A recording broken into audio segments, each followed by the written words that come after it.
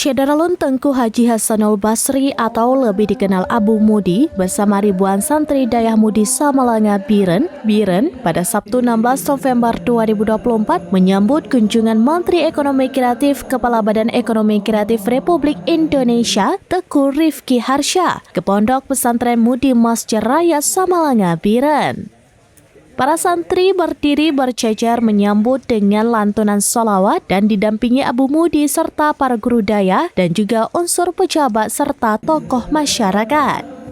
Dalam kunjungan tersebut, Teguh Rifki selaku putra asli Aceh langsung melihat hasil kerajinan para santri di antaranya kopiah.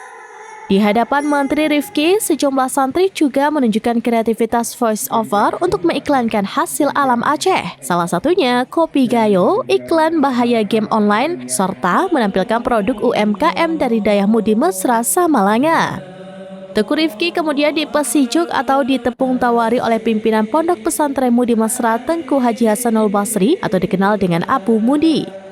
Menteri Ekonomi Kreatif Kepala Badan Ekonomi Kreatif Teguh Rifki Harsha dalam pertemuan tersebut antara lain menyampaikan Kreatif Santri Indonesia atau Kreasi merupakan kegiatan yang diadakan oleh Kementerian Ekonomi Kreatif Badan Ekonomi Kreatif sebagai wadah pelatihan dan peningkatan kapasitas santri dan generasi milenial dalam menghadapi tantangan industri digital kreatif.